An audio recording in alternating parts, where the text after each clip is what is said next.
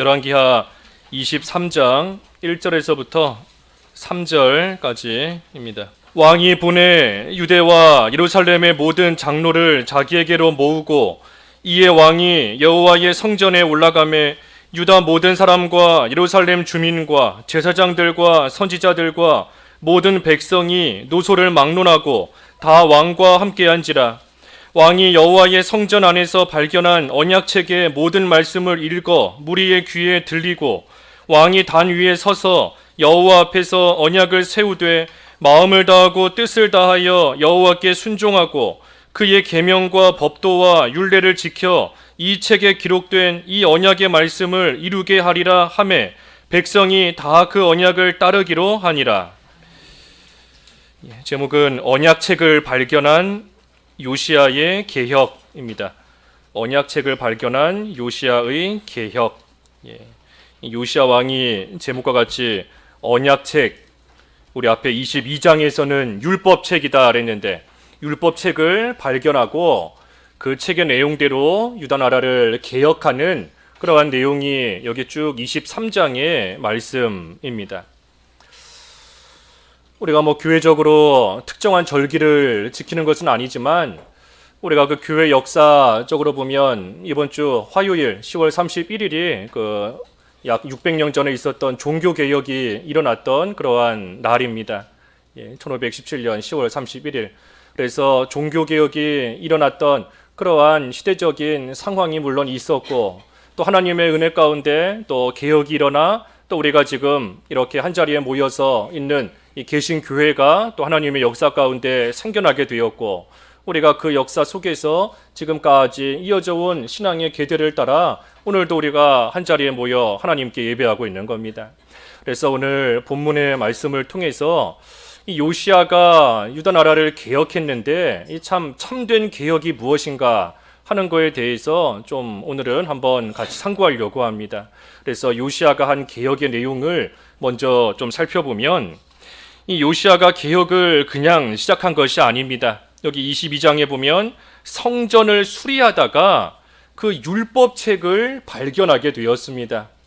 율법책, 하나님의 율법을 기록한 그 책이 옛날부터 있었지만 그 책을 오랜 시간 지나면서 지금 유다 백성들이 다 잊어버린 채 살아왔습니다.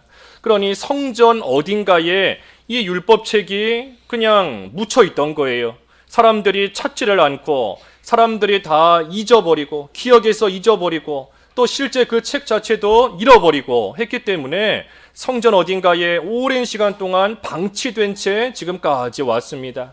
그러다가 요시야 왕이 성전을 하나님 앞에서 수리하는 것이 하나님의 뜻에 합당한 하나님 보시기에 올바른 일이다. 그래서 성전을 수리하다가 이 잃어버렸던 율법책을 지금 발견하게 된 겁니다.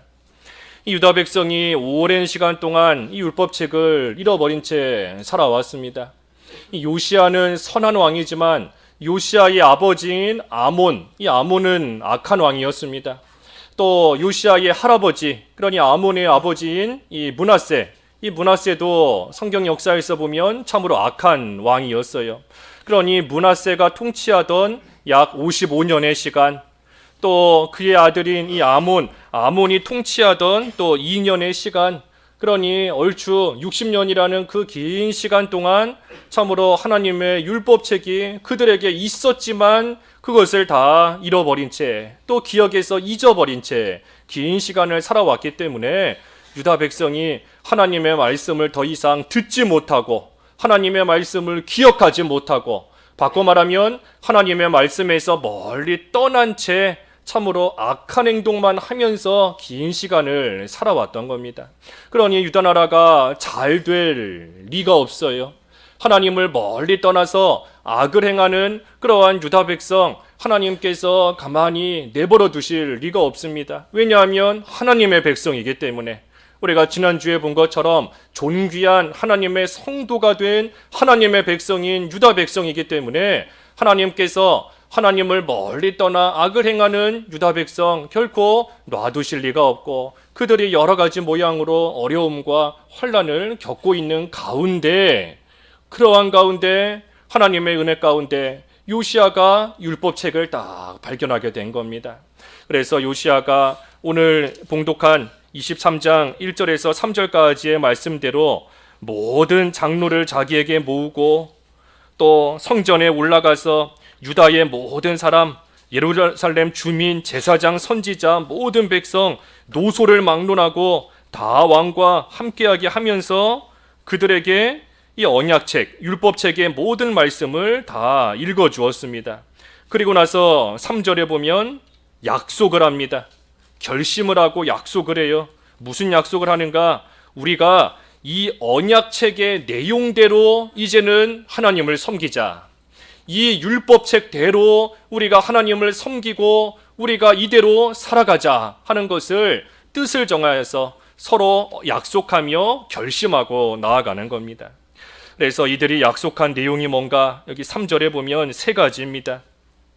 마음을 다하고 뜻을 다하여 여호와께 순종하고, 하나님께 순종한다는 거예요. 여호와께 순종하자, 순종하며 살아가자. 또 두 번째는 그의 계명과 법도와 율례를 지켜, 계명과 법도와 율례를 지키자 하는 겁니다. 하나님의 계명과 법도와 율례를 우리가 까마득하게 잊고 살았지만 이제는 우리가 이 책을 다시 발견하고 듣게 되었으니 우리가 하나님의 계명대로, 법도대로, 율례대로 우리가 지켜 살아가자 하는 것이고, 마지막 세 번째는 언약의 말씀을 이루게 하자. 언약의 말씀을 이루게 하리라. 그래서 이 언약, 하나님의 약속의 말씀이 온전히 이루어지도록 우리가 이 율법책에 기록된 대로 하나님을 섬기며 우리가 이렇게 살아가자 하는 것을 왕뿐만 아니라 모든 백성이, 노소를 막론하고 모든 백성이 한자리에 모여 지금 결심하고 또 약속하고 지금 나아가는 겁니다. 그래서 이제 뒤에 4절부터 읽진 않았지만 23장 쭉 내용이 이 요시야가 유다 나라를 개혁하는 내용들입니다. 4절부터 쭉 보면 여호와의 성전을 깨끗하게 합니다. 여러 가지 더럽고 되지 못한 것이 있었지만 여호와의 성전을 깨끗하게 해요. 또 15절 내려가서 15절에 보면 우상을 제거합니다. 이스라엘에 있던 우상도 제거하고 또 유다 나라에 있던 우상도 제거하고 뭐가 됐던 우상을 다 제거합니다. 그리고 마지막으로 21절에서 23절에 보면 유월절, 유월절을 또한 잘 지키는 겁니다. 그래서 이 요시야 때만큼 유월절을 지킨 일이 없었다 할 정도로 이 요시야가 하나님의 율법책에 따라 이 유월절을 잘 지킨 겁니다. 물론 오늘날 우리가 유월절 지키는 건 아니에요. 이 요시야가 유월절을 잘 지켰다 하는 것은 그 유월절 어린 양이 되시는 예수 그리스도를 잘 믿은 겁니다. 오늘날 우리가 절기적인 유월절 지키지 않지만 우리가 영적으로 우리를 위하여 희생 제물이 되신 유월절 어린 양이신 예수 그리스도를 우리가 믿는 그러한 믿음으로 나아갈 때 우리가 영적인 유월절 지키는 것과 마찬가지인 겁니다. 그래서 요시야 왕이 유월절을 어찌됐든 참으로 이전에 이렇게 지킨 사람이 없을 정도로 유월절을 또한 크게 잘 지켰다 했습니다. 그러니 유다 나라가 참 하나님의 율법을 잊어버리고 그동안 긴 시간 동안 악을 행하며 하나님 말씀을 다 뒷전으로 하고 지금까지 살아왔다가 하나님의 긍휼하심과 은혜 가운데 율법책을 발견하고 다시 하나님께로 돌아와 하나님을 바로 섬기자 이제는 결심하는 그러한 자리에 이르게 된 겁니다. 이걸 보면 오늘날도 하나님을 잘 섬기던 가정이 하나님을 잊어버리고 하나님을 멀리 떠나면 결국에는 하나님 말씀을 다 잊어버리게 됩니다. 지금 유다의 모습이 다 그런 모습이에요. 하나님의 백성인 유다 나라가 참으로 므낫세, 아몬 그 시대를 거치면서 하나님을 멀리 떠났기 때문에 하나님의 말씀을 이제는 다 잊어버리고 참으로 다시 찾고자 하는 마음이 들지 않을 정도로 악을 행하는 그러한 가운데 빠진 것을 보면 오늘날도 마찬가지예요. 하나님을 잘 섬기던 믿음의 가정이 점점 세상으로 기울어지고 점점 하나님을 멀리하고 하나님의 말씀 성경 읽기를 점점 귀찮아하고 싫어하고 하면서 나아가다 보면 마침내는 하나님 말씀 완전히 잊어버린 채 또 성경책도 잃어버린 채 그렇게 살아갈 수밖에 없는 겁니다. 하지만 하나님께서 하나님의 백성이기 때문에 긍휼히 여기셔서 요시야를 통하여 다시금 그 율법책을 찾게끔 해주신 겁니다. 그래서 요시야가 그 율법책에 기록된 대로 이제는 모든 백성들이 하나님을 바로 섬기자, 다시 말하면 잊어버리고 살았던 그 율법책, 그 언약책의 내용대로 유다 백성들이 다시 돌아오게 된 겁니다. 이것이 개혁이에요. 개혁이 뭔가 새로운 것을 만드는 것이 개혁이 아니라 하나님의 말씀으로 다시 돌아오는 것이 개혁인 겁니다. 성경으로 돌아오는 것이 개혁이에요. 그래서 우리가 아까 서두에도 종교개혁 얼핏 언급했지만 이 종교개혁 시대에도 수많은 것들을 개혁했습니다. 당시에 천주교가 여러 가지 모습으로 하나님 앞에 합당치 못한 모습으로 나아가기 때문에 이것도 고쳐야 되고 저것도 고쳐야 되고 수많은 것들을 고치며 나아갔지만 그 모든 일들 한마디로 말하면 성경으로 돌아가자 했던 겁니다. 성경으로 돌아가자. 우리가 성경을 떠나서 우리 마음대로 하나님을 섬겼고 내 마음대로 이거 하나님이 기뻐하시겠지 하면서 나아갔던 그러한 되지 못한 모습에서 돌아와되 성경으로 돌아와서 하나님의 말씀에 기록된 대로 우리가 하나님을 섬기고 나아가자 했던 것이 600년 전에 있었던 종교개혁인 겁니다. 그러니 우리도 개혁해야 된다라고 할 때 성경으로 돌아오는 겁니다. 다시 성경으로. 우리가 점점 알게 모르게 하나님 말씀에서 점점 떠나가고 점점 세상으로 기울어지고 하나님을 섬긴다면서도 나에게 유익이 안 되면 또 알게 모르게 하나님 말씀 뒷전으로 하고 했던, 그래서 점점 세속화되었던 그러한 가운데서 다시 하나님의 말씀 성경으로 돌아오는 것이 개혁되는 거예요. 그러니 우리가 개혁되는 우리 자신이 되어야 됩니다. 우리 자신이 성경으로 돌아와야 돼요. 내가 어려움 가운데 있다, 여러 가지 환난과 여러 가지 힘든 그런 가운데 있다라고 할 때 우리가 하나님의 은혜를 구하며 또 기도도 하고 하나님께 간절히 엎드려서 하나님의 긍휼하심을 또 구하기도 하고 여러 가지 일들 할 수 있지만 가장 기본적인 것, 중요한 것은 다시 성경으로 돌아와야 돼요. 성경으로. 내가 하나님을 섬긴다 하지만 성경대로 섬기지 못한 것이 무엇이 있고 내가 나도 모르는 사이에 점점 세상으로 기울어진 것이 무엇이 있었던가. 그래서 다시 성경으로 돌아오는 우리 자신이 돼야 되고 그러한 우리 가정들이 돼야 되고 또한 우리 교회가 돼야 되는 겁니다. 그래서 성경으로 다시 돌아오는 것이 개혁이에요. 그게 개혁인 겁니다. 그렇다면 성경이 우리에게 가르치는 내용이 뭔가? 이 성경, 구약과 신약인데 이 구약은 율법이고 신약은 복음입니다. 이 복음과 율법이에요. 복음과 율법. 우리가 이 복음과 율법의 관계를 바르게 알아야 됩니다. 그래야 우리가 성경으로 바르게 돌아올 수 있어요. 복음과 율법의 관계. 우리가 구원받은 것은 복음으로 인하여 구원받은 겁니다. 우리 예수님께서 우리를 대신해 십자가에서 죽으셨다는 것, 그리고 그 예수님께서 다시 살아나셨다는 것, 예수님의 십자가와 부활이 우리에게 복음인데 그 예수님의 십자가와 부활, 다시 말해 복음을 믿음으로써 우리는 구원받은 겁니다. 주 예수를 믿으라. 그리하면 너와 네 집이 구원을 받으리라. 그래서 복음을 믿음으로, 오직 복음 믿음으로 구원받은 거예요. 이제는 복음을 믿음으로 구원받은 우리가, 다시 말해 구원받은 우리, 또 바꿔 말하면 믿음을 가지고 있다 하는 우리, 복음을 믿어 구원받았으니 우리에게 믿음이 있는 겁니다. 그래서 믿음을 가지고 있는 우리라고 한다면 우리에게서 행함이 나오게 되어 있습니다. 우리에게 참된 믿음이 있다, 복음을 믿는 믿음이 있다라고 하면 우리에게서부터 행함이 나오게 되어 있다는 거예요. 야고보서의 말씀이 쭉 그런 말씀이지 않습니까? 행함이 없는 믿음 죽은 믿음이다. 너에게 믿음이 있는 것을 나에게 한번 보여라. 어떻게 보일 수 있겠는가? 행함으로써 보일 수 있는 거 아니냐? 그래서 우리에게 정말 믿음이 있다면 우리에게 행함이 나오는 것이 너무나 당연한 겁니다. 어떤 행함인가? 하나님을 섬기는, 하나님을 섬기며 하나님을 경외하며 하나님을 따라가는 그러한 행함이 나오게 되어 있는 거예요. 그런데 문제는 우리가 하나님을 섬긴다라고 할 때에 우리가 구원을 받았지만 이 세상 살아있는 동안 우리에게는 여전히 이 부패성이라는 게 남아 있습니다. 우리에게 욕심이라는 것이 남아 있어요. 그러니 하나님을 섬긴다 하면서도 자꾸만 내 욕심대로 하나님을 섬기고 싶어 합니다.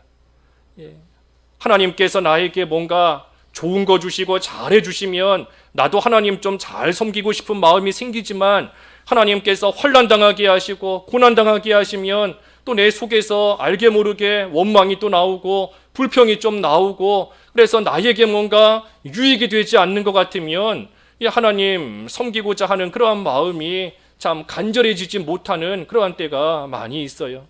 그러니 구원받은 자로서, 다시 말해 복음을 믿음으로써 구원 얻은 자로서 하나님을 섬기되 그저 내 마음대로 하나님을 섬긴다라고 한다면 우리 안에 있는 욕심에 따라, 내 속에 있는 부패성에 따라 하나님을 섬기는 모습이 하나님께서 기뻐하시지 않는, 하나님이 원하시지 않는 그러한 모습으로 하나님을 섬길 수밖에 없게 되는 겁니다.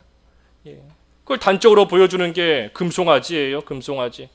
이스라엘 백성들이 하나님의 은혜 가운데 자기들이 노력해서 애굽에서 나온 게 아니지 않습니까? 하나님의 은혜 가운데, 전적인 은혜 가운데 애굽에서부터 나왔지만 애굽에서 나온 구원받은 이스라엘이 자기들 딴에는 하나님 잘 섬겨보겠다고, 자기들 딴에는 이게 하나님 바르게 섬기는 거다 하면서 하나님을 섬긴다 하였지만 그것이 바로 금송아지 만들어 놓고 하나님을 섬긴 겁니다. 이스라엘이 처음부터 우상 섬기겠다 해서 금송아지 만든 게 아니에요. 자기 딴에는 하나님을 좀 눈으로 보면서 하나님이 좀 복 주시는 이방의 그 송아지 우상과 같은 그러한 모습으로 우리에게 나타나셔서 우리에게 복 주시기를 바라는 그러한 마음을 가지고 하나님을 섬기고자 했던 그 결과가 금송아지 만들어서 하나님 섬긴 겁니다. 그러니 사람이 자기 마음대로 하나님을 섬긴다라고 하면 금송아지 만드는 것밖에는 되지 않아요. 왜? 우리 속에 부패성이 남아있기 때문에, 아직도 나를 위하는 그러한 마음과 욕심이 우리 속에 그대로 있기 때문에 참으로 내 마음대로 하나님 섬기는 거 바로 섬기지 못하는 겁니다. 그렇기 때문에 하나님께서 우리에게 율법을 주신 거예요. 하나님의 뜻을 우리에게 일일이 가르쳐 주시면서 하나님께서 원하시는, 하나님이 기뻐하시는 뜻이 이거다라는 것을 우리에게 가르쳐 주신 것이 율법이고, 율법의 좀 어렵지만 제3의 용도라고 합니다. 세 번째 용도라는 거예요. 세 번째 용도. 첫 번째 용도는 우리로 하여금 죄를 깨닫게 하는 것이고, 두 번째는 죄를 깨달아서 너가 살 길은 예수님을 믿는 것밖에 없다. 그래서 그리스도께로 인도하는 것. 이게 첫 번째와 두 번째 용도고, 세 번째 용도는 우리 생활의 규범으로서 이제 믿음으로 구원받은 자가 하나님을 어떻게 섬기며 어떻게 생활해야 되는가 하는 구원받은 자에게 생활의 규범으로 우리에게 주신 것이 이 율법의 제 세 번째 용도라는 겁니다. 로마서 2장 18절 읽어봐 주십시오. 로마서 2장 18절.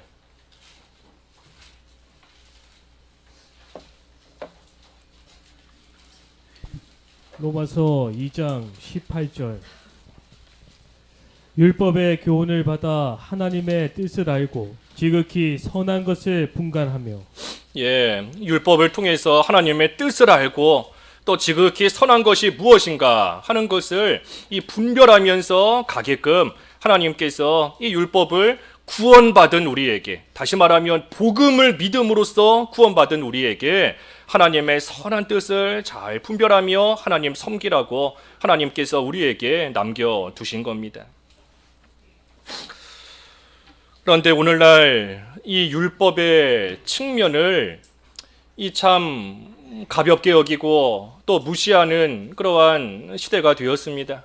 왜냐하면 하나님의 뜻을 우리에게 가르쳐 주신 것이 율법인데 그 율법을 지키고 나아가는 것이 힘이 들어요.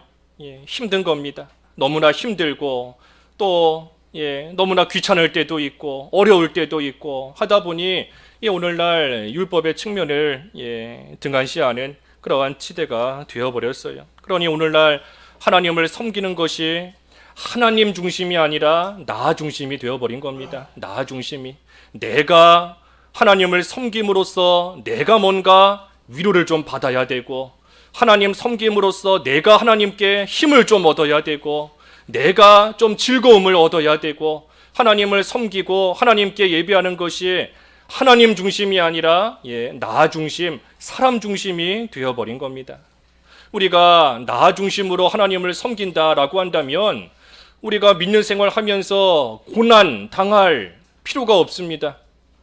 고난 당하는 것이 좋은 사람이 누가 있겠어요? 육신적으로 환난과 고난 당하는 것이 즐거운 사람이 누가 있겠습니까? 우리가 나 중심으로 하나님 섬긴다라고 하면 우리가 믿는 생활하면서 고난 당할 필요도 없고 고난 당할 이유도 없습니다. 십자가 지고 자기 십자가 지고 예수님 따라갈 하등의 이유가 없어요. 또 우리 앞서간 수많은 신앙의 선진들이 예수님을 위해, 하나님을 위해 순교했는데, 목숨까지 바쳤는데, 우리가 나 중심으로 하나님을 섬긴다면 우리가 순교할 이유가 전혀 없는 겁니다. 그저 세상에서 편안하게 하나님이 주시는 즐거움 속에서 그저 하나님이 주시는 복을 누리면서 편안하고 재미있게 살면서 하나님 섬기면 되는 것이지, 힘들게 자기 십자가 질 이유도 없고 고난의 길 걸어갈 이유가 없다는 거예요. 자기 중심이 되면 그와 같은 신앙생활 할 수밖에 없는 겁니다. 하지만 우리가 하나님을 섬기고 하나님께 예배하는 것은 우리가 중심이 아니에요.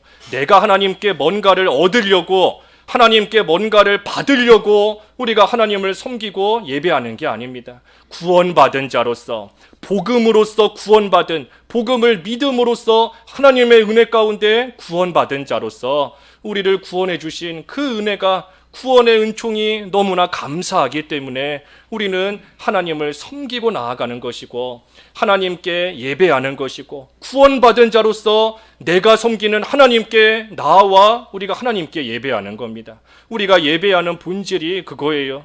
예배 시간에 하나님이 주시는 무슨 위로받으려고 우리가 이 자리에 모여서 예배하는 거 아닙니다.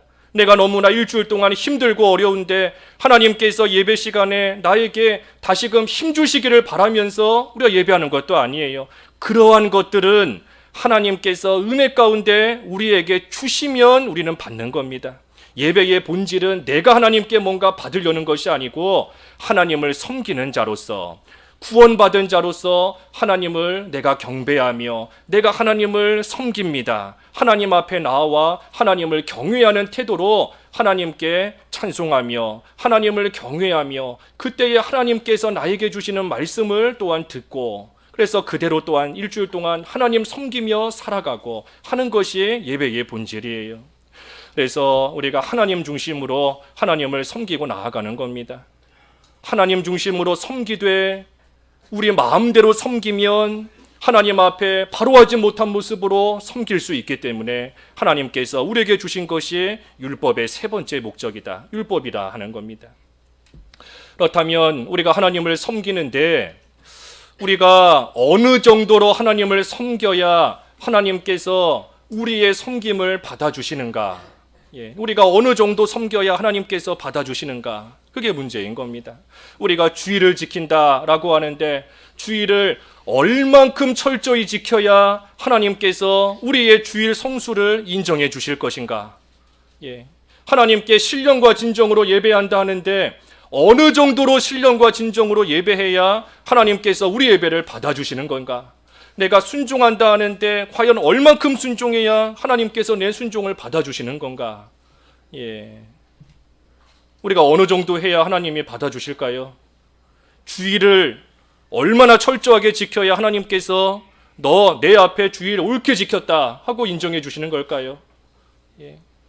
하나님께서 우리의 예배와 우리의 순종과 우리의 행함과 우리의 기도와 우리의 그 모든 것을 받아주시는 데는 큰 이유가 있습니다. 왜 받아주시는가? 우리가 잘하기 때문에 받아주시는 게 아니에요. 그것이 아니라 예수 그리스도의 의를 보시고 받아주시는 겁니다. 우리에게 덧입혀 주신 그 예수 그리스도의 의를 보시고 하나님께서 우리의 예배를 받아주시는 것이고, 우리의 기도를 들어주시는 것이고, 우리가 순종하는 그 행위 하나하나를 내가 순종을 잘했기 때문에 받아주시는 게 아니라 나에게 덧입혀 주신 그 예수 그리스도의 의, 그것을 보시고 하나님께서 옳다 인정하시며 받아주시는 겁니다.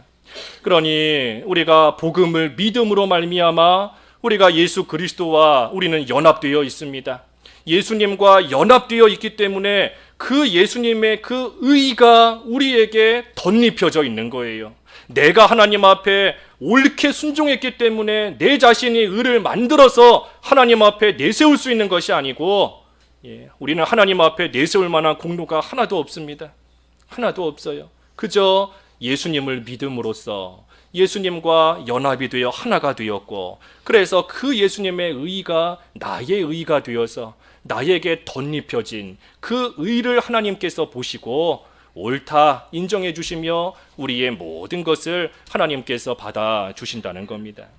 그러니 우리의 행위에 달린 것이 아니에요. 우리의 행위에 달린 것이 아니다. 그러니 반대로 말하면 이것이 하나님의 은혜인 겁니다. 우리의 행위에 달렸다라고 하면 내가 이만큼 했으니 하나님께서 당연히 그거 받아주시는 건데 그게 은혜가 될 수 없어요.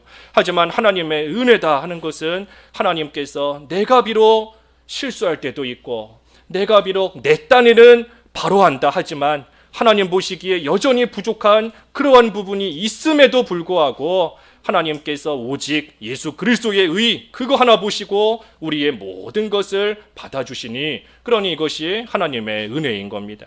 우리는 이 은혜를 믿음을 통해 받은 거예요. 바꿔 말하면 복음을 믿음으로 말미암아 하나님의 이 은혜를 우리는 받게 된 겁니다.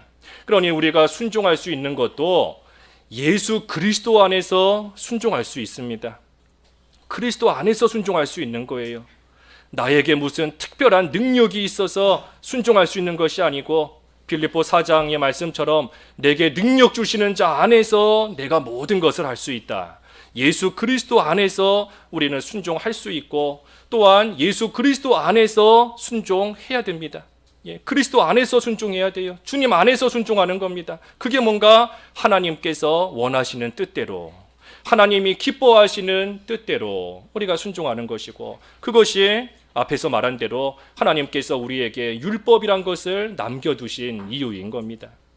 그러니 오늘날 율법주의라는 것도 잘못된 거고, 이 율법주의라는 것은 율법을 지킴으로써 구원받겠다, 또는 율법을 지킨 그것을 우리의 의로 삼겠다 하는 것이 율법주의인 겁니다. 이것은 다 잘못된 거예요. 우리는 분명히 언급한 것처럼 복음을 믿음으로써 구원받은 것이고, 우리가 율법을 지키고자 힘쓰는 것은 구원받은 자로서 그 은혜가 감사하기 때문에 하나님께서 기뻐하시는 모습대로 하나님을 섬기고자 우리가 하나님의 뜻대로, 하나님이 기뻐하시는 대로 살아가고자 힘쓰는 겁니다. 우리가 율법을 지킴으로써 구원받고자 하는 게 아니고, 또한 율법을 지킨 그 행위가 우리의 의로 삼고자 하는 것도 아니에요. 왜? 조금 전에 증거한 대로 우리가 하나님 앞에 옳다 인정받을 수 있는 것은 우리의 행위가 아니라 예수 그리스도의 의가 우리에게 덧입혀져 있기 때문에 그 의로 말미암아 하나님께서 우리를 옳게 인정해 주시는 거지 않습니까?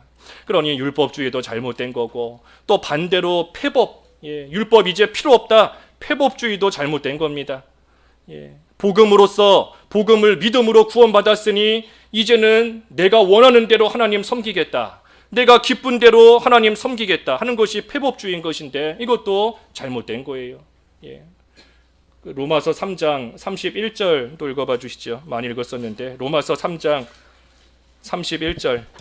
로마서 3장 31절. 그런즉 우리가 믿음으로 말미암아 율법을 파기하느냐? 그럴 수 없느니라. 도리어 율법을 굳게 세우느니라. 믿음으로 말미암아 율법 파기하는 것이 아니라 도리어 굳게 세운다. 믿음으로 구원받았으니 이제는 하나님 원하시는 대로, 하나님의 뜻대로 하나님 섬기고 나아가는 그러한 생활 된다는 겁니다. 그 앞에 3장 20절도 읽어봐 주시죠. 로마서 3장 20절. 로마서 3장 20절. 그러므로 율법의 행위로 그의 앞에 의롭다 하심을 얻을 육체가 없나니 율법으로는 죄를 깨달음이니라. 예, 율법으로 하나님 앞에 옳다 인정받는 자가 없다. 예, 율법주의도 잘못됐다는 겁니다.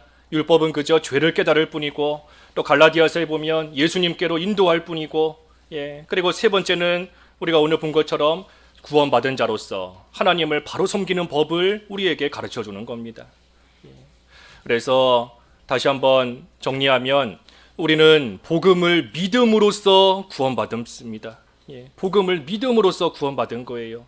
그리고 그 믿음으로 말미암아 하나님의 은혜 가운데 거저 구원받았으니, 그러니 그 우리에게 베풀어 주신 그 구원의 은혜가 감사해서, 그 은혜가 너무나 고맙기 때문에 하나님께서 원하시는 대로 하나님을 섬기고 나아가는 생활을 해나가는 것이다. 이것이 복음과 율법의 관계입니다.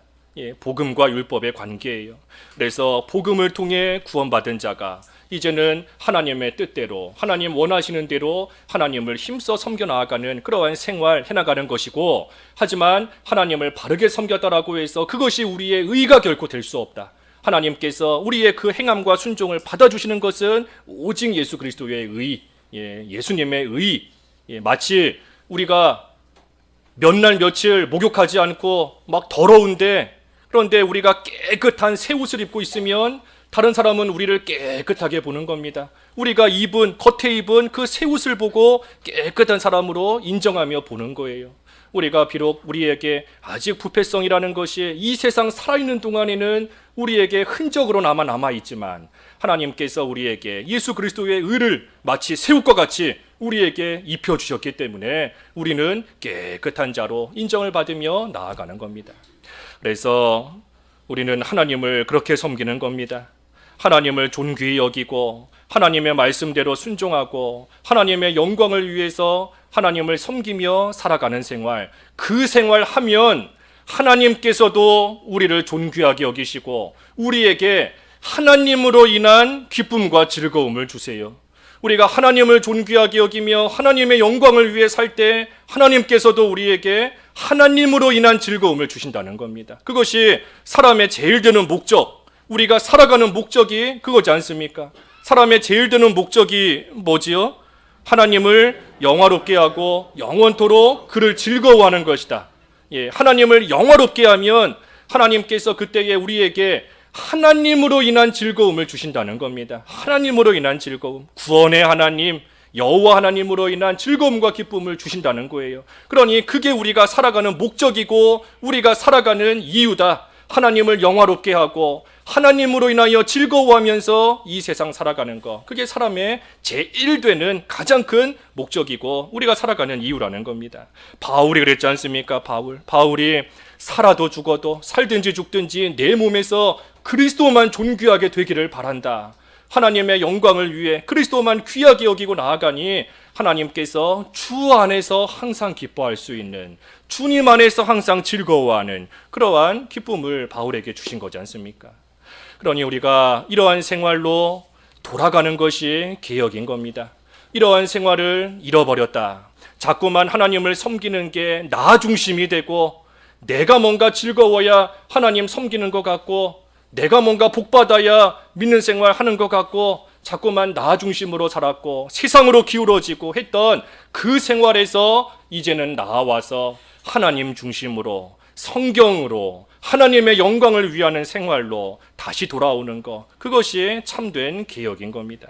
그것이 개혁인 거지, 없던 거를 새로 만드는 것이 개혁이 아니에요. 안 하던 것을 새롭게 하는 것이 개혁이 아닌 겁니다. 새롭게 변화되는 것이 개혁이 아닌 겁니다. 우리가 물론 이제 교회 이전 하나님의 은혜 가운데 하나님께서 순적한 길 열어주시면 우리가 내년 좀 봄에는 그곳에 가서 예배할 수 있지 않을까, 지금 소망을 가지고 기도하고 있습니다. 하나님께서 길 열어주시기를 또 우리가 다 함께 기도해야 돼요. 내년 한 3월쯤이나 좀 봄 되면 그쪽 가서 함께 예배할 수 있기를. 근데 이제 우리가 그쪽에 가면 또 그 지역에 맞추어서 우리가 새롭게 할 일들이 생깁니다. 이곳에서는 이곳에서 우리가 할 일이 있고 그곳에 가면 또 그곳에 맞추어서 우리가 새롭게 할 일이 생기는 거예요. 그것은 말 그대로 그 지역에 가서 할 일인 겁니다. 하나님께서 우리에게 주시는 새로운 사명이고 우리가 그곳에 가서 하나님 의지하면서 새롭게 지금까지 하지 않았어도 새롭게 할 일인 것이지 그것이 개혁이 아니에요. 그게 개혁이 아닌 겁니다. 그래서 개혁이란 것은 성경으로 돌아오는 것이 개혁인 겁니다. 성경으로 하나님을 떠났던 자가 성경을 잊어버렸던 자가 성경으로 돌아오는 것이 개혁이에요. 그래서 우리 오늘 자꾸 종교개혁 언급을 하지만 그 시대에 그 5가지 외쳤던 구호가 있지 않습니까? 외쳤던 구호 오직 오직 우리 잘 아시는 분들 많이 있겠지만 성경으로 돌아가야 된다. 그래서 오직 성경으로 오직 성경인 겁니다. 오직 성경. 아까 사람의 제일 드는 목적이 뭔가 하나님을 영화롭게 하고 영원토록 그를 즐거워하는 것이다. 그 다음 질문이 뭔지 아시나요? 그 다음 질문 그게 소리문답 제1문이고 제2문 그 다음 질문이 뭔가 하면 그렇다면 하나님께서 우리 사람이 하나님을 영화롭게 하며 영원토록 그를 즐거워하며 살아가도록 우리에게 주신 규칙이 무엇입니까?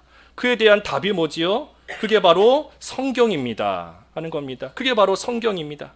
그리고 그 다음 질문이 그렇다면 성경이 우리에게 요긴하게 가르치는 것이 무엇입니까? 그에 대한 답은 사람이 하나님에 대해서 무엇을 믿을 것이고 그리고 하나님께서 사람에게 요구하시는 의무가 무엇인가 하는 겁니다. 그거를 바꿔 말하면 복음과 율법이에요. 복음과 율법인 겁니다. 무엇을 믿을 것인가 그리고 하나님이 우리에게 원하시는 것이 무엇인가 그것이 성경에서 우리에게 가장 중요하게 가르치는 요긴하게 가르치는 가르침이다 하는 겁니다. 그러니 우리 신앙생활의 기준은 항상 성경입니다. 하나님께 예배하는 것도 기도하는 것도 교회를 세워나가는 것도 또 우리가 심지어 각자 사회에서 생활할 때에도 우리 생활 삶의 모든 기준은 성경이에요. 성경과 같은 위치에 놓을 수 있는 것이 아무것도 없습니다. 아무리 훌륭한 책이든 훌륭한 사람의 권위이든 또는 우리의 이성과 우리의 판단이든 이럴 때에는 이렇게 하면 좋겠다. 저럴 때에는 저렇게 하는 것이 좋겠다. 그러한 것도 결코 성경과 같은 기준에 올라올 수 없는 겁니다. 오직 성경이 우리의 유일한 삶의 규범이고 기준인 겁니다. 그러니 그 성경인데 그 성경이 궁극적으로 가리키고 있는 것은 무엇인가? 성경이 궁극적으로 가리키고 있는 것은 예수 그리스도입니다. 그래서 두 번째가 오직 그리스도예요. 첫 번째가 오직 성경, 두 번째가 오직 그리스도인 겁니다. 오직 그리스도. 우리 자신도 아니고, 뭐 다른 것도 아니고, 심지어 성령도 아닙니다. 요즘에 성령 하나님을 강조하는 그러한 교회와 사람들이 많이 있지만 사실은 성령을 강조하는 것이 아니라 그리스도가 강조돼야 돼요. 왜냐하면 성령께서 이 세상에 보혜사 성령이 오셔서 가르치신 것이 예수 그리스도입니다. 예수 그리스도를 가르치도록 하기 위해 보혜사 성령을 특별히 임하게 하신다 그랬는데 그리스도예요. 그리스도. 우리가 외칠 것은 오직 그리스도인 겁니다. 수많은 사람들이 종교 핍박을 받고 순교하면서 외쳤던 것이 오직 성령이 아니라 오직 그리스도인 겁니다. 오직 그리스도. 그래서 두 번째가 오직 그리스도. 그래서 우리는 그 그리스도를 믿습니다. 그래서 세 번째가 오직 믿음. 오직 믿음. 오직 믿음이에요. 오직 믿음. 우리가 구원받는 것은 오직 믿음으로만 구원받는 겁니다. 또한 믿음으로 구원받은 우리가 이 세상 살아가는 것도 믿음으로 살아가는 겁니다. 의인은 믿음으로 말미암아 산다. 믿음으로 사는 겁니다. 하나님의 말씀을 반드시 이루실 것, 성경대로 반드시 이루실 것을 믿는 믿음으로 사는 겁니다. 그리고 그 믿음은 내가 스스로 가진 것이 아니라 하나님의 은혜 가운데 주신 겁니다. 그러니 네 번째가 오직 은혜. 오직 은혜예요. 하나님께서 값없이 우리에게 은혜 가운데 주셨으니 사도 바울과 같이 나의 나 된 것은 하나님의 은혜로다. 내가 구원받은 것도 내가 지금 살아있는 것도 앞으로 살아갈 것도 하나님의 은혜다. 오직 은혜인 겁니다. 그러니 하나님의 은혜를 안다. 하나님께서 은혜 주신 것을 안다 하는 사람은 이제 하나님의 영광을 위해 살아가는 겁니다. 그래서 마지막 다섯 번째가 오직 하나님께 영광. 오직 하나님께 영광. 살아도 죽어도 하나님의 것인 줄 알고 하나님의 영광을 위해서 모든 것이 하나님께로부터 나왔고 하나님으로 말미암고 하나님께로 돌아간다. 예, 하나님의 영광을 위하는 삶을 살아가는 겁니다. 그러니 5가지가 그 개혁할 때의 중요한 구호였잖아요. 오직 성경, 오직 그리스도, 오직 믿음, 오직 은혜, 오직 하나님께 영광. 우리 한번 따라해보고 마칠까요? 5가지. 예, 오직 성경, 오직 그리스도, 오직 믿음, 오직 은혜, 오직 하나님께 영광. 예, 그래서 그러한 생활로 돌아가는 것이 개혁입니다. 그래서 우리가 오늘 요시아의 이 개혁 말씀이었는데 우리가 참으로 하나님을 멀리 떠나서 여러 가지 방황하는 가운데 있다면 다시 돌아와야 돼요. 특별히 성경으로 돌아오되 우리가 5가지 이번 한 주간 좀 잘 기억하고 오직 그것들로서 살아가는 그러한 생활, 참된 개혁이 일어나는 우리 가정과 우리 교회와 또 저희 자신들 될 수 있도록 힘쓰는 이번 한 주 되어야 되겠습니다. 각자 기도하시죠. 말씀 생각하시면서 기도하겠습니다. 하나님 아버지, 이단 나라가 참으로 오랜 시간 율법책을 잊어버리고 하나님 말씀을 멀리 떠나 악을 행하며 살아갔지만 하나님의 은혜 가운데 요시아를 통하여 성전을 수리하게 하시고 그때에 잃어버렸던 율법책, 언약책을 다시 찾았으며 온 백성들이 그 언약의 말씀대로 하나님을 섬기고자 결심하고 약속하며 나아갔다 하였습니다. 하나님, 저희들도 참 하나님을 멀리 떠났다면 다시금 하나님께로 돌아오되 성경으로 돌아오는 참된 개혁이 일어나는 저희들의 삶이 될 수 있기를 원하옵나이다. 오직 성경으로, 오직 그리스도로, 오직 믿음으로, 오직 은혜로, 오직 하나님의 영광을 위하여 살아가는 저희들이 되어서 하나님의 백성답게 하나님을 바르게 섬기며 하나님의 영광을 드러내고 하나님으로 인하여 즐거워하는 저희들의 삶이 될 수 있도록 인도해 주시옵소서. 예수님의 이름으로 기도하옵나이다. 아멘.